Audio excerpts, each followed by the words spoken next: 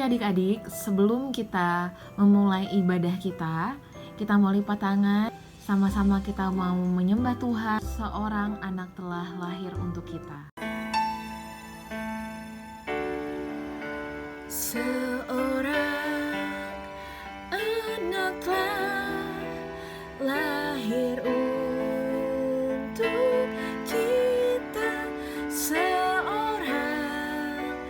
putera diberikan, lambang pemerintahan di atas bahunya, dan namanya pun disebut orang penasihat ajaib, Allah yang perkasa, Bapa yang kekal, Raja damai. Sambutlah Dia,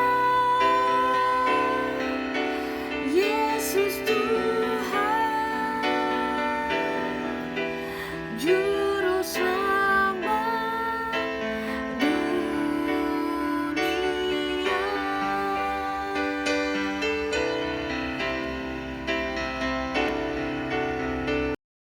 Mari adik-adik, saat ini lipat tangannya, tutup matanya, kita akan bersatu di dalam doa. Tuhan Yesus yang baik, terima kasih atas hari ini. Terima kasih untuk sukacita yang Tuhan Yesus berikan, dan kami bisa memasuki bulan yang baru. Saat ini kami mau beribadah, mendengarkan firman Tuhan. Biarlah Tuhan Yesus yang memberkati supaya kami bisa mengerti apa yang Tuhan sampaikan dalam firman Tuhan. Hanya di dalam nama Tuhan Yesus kami sudah berdoa. Semua yang percaya katakan amin. Oke, adik-adik, Karel sapa dulu semuanya. Shalom adik-adik semua. Apa kabarnya hari ini? Luar biasa, dahsyat, fantastis, yes. Dan saat ini Kak Rahel mau bagikan sesuatu yang sangat menarik. Sebelumnya Kak Rahel mau tanya dulu, ada yang tahu gak sih adik-adik, bulan ini adalah bulan apa? Ya benar, betul sekali, bulan Desember. Bulan dimana kita memperingati kelahiran Tuhan Yesus adik-adik. Kak Rahel berdoa supaya semuanya merasakan gembira dan sukacita. Nah, tahun ini adik-adik kita akan merayakan Natal Gereja Anak Smile secara offline. Tapi nanti adik-adik boleh lihat pengumumannya ya di WhatsApp grup orang tua. Hari ini Kak Rahel membagi tentang kerukunan. Kita buka Alkitabnya di Kak Rahel udah tampilin di layar. 1 Petrus 1 ayat 22. Karena kamu telah menyucikan dirimu oleh ketaatan kepada kebenaran, sehingga kamu dapat mengamalkan kasih persaudaraan yang tulus ikhlas, hendaklah kamu bersungguh-sungguh saling mengasihi dengan segenap hatimu. Nah adik-adik, di sini kita diperintahkan untuk mengasihi dengan segenap hati kita, terutama kepada saudara-saudara kita. Nah, ada satu cerita menarik tentang kasih persaudaraan dari Ibu Maria, ibunya Yesus. Yuk kita nonton ceritanya. Allah menyuruh malaikat Gabriel pergi ke sebuah kota di Galilea bernama Nazaret, kepada seorang perawan yang bertunangan dengan seorang bernama Yusuf dari keluarga Daud. Nama perawan itu Maria. Ketika malaikat itu masuk ke rumah Maria, ia berkata, "Salam hai engkau yang dikaruniai, Tuhan menyertai engkau." Maria terkejut mendengar perkataan itu. "Jangan takut hai Maria, sebab engkau beroleh kasih karunia di hadapan Allah. Sesungguhnya engkau akan mengandung dan akan melahirkan seorang anak laki-laki, dan hendaklah engkau menamai dia Yesus. Ia akan menjadi besar dan akan disebut anak Allah yang Maha Tinggi, dan kerajaannya tidak akan berkesudahan." Kata Maria kepada malaikat itu, Bagaimana hal itu mungkin terjadi? karena aku belum bersuami. Roh Kudus akan turun atasmu, dan kuasa Allah yang Maha Tinggi akan menaungi engkau.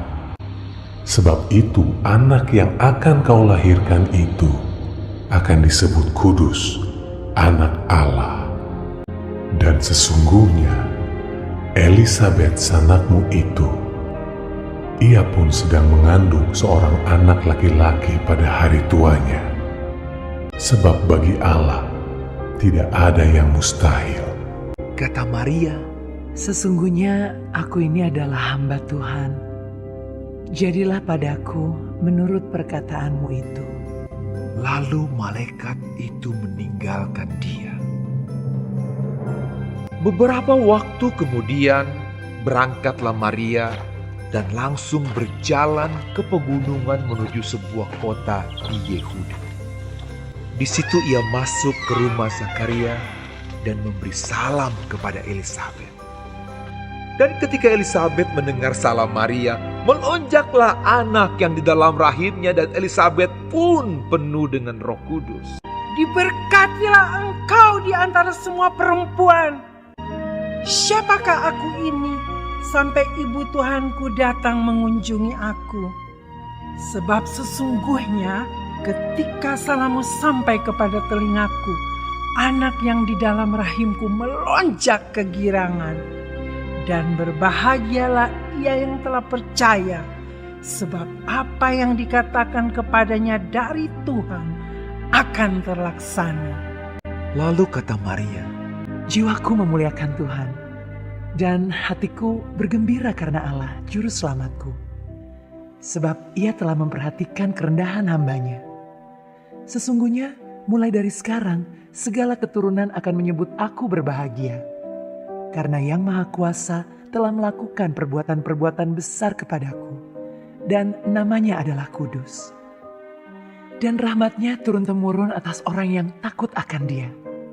Seperti yang dijanjikannya kepada nenek moyang kita, kepada Abraham dan keturunannya untuk selama-lamanya. dan Maria tinggal kira-kira 3 bulan lamanya bersama dengan Elisabet. Nah adik-adik udah dengar ceritanya tadi kan? Untuk menjadi pembawa kerukunan kita bisa melakukan satu hal, yaitu membawa kabar baik. Katakan membawa kabar baik. Yes, betul sekali adik-adik. Seperti kisah tadi adik-adik, Ibu Maria datang menemui Ibu Elisabet tidak dengan membawa kebingungan. Mungkin Ibu Maria juga kaget, kok tiba-tiba aku mengandung padahal aku belum bersuami. Dan mungkin juga Ibu Elisabet saat itu juga sedang gundah karena dia mengandung di usianya yang tua. Tapi adik-adik mereka saling menguatkan, mereka sama-sama menyampaikan kabar baik untuk satu sama lain. Nah adik-adik, sebagai pembawa kabar baik, banyak banget loh hal yang bisa kita lakukan dari rumah kita masing-masing. Kita bisa menyebutkan, I love you mama, I love you papa. Atau mungkin ketika kita sedang berantem, kita bisa bilang, sorry ya kak, sorry ya dek.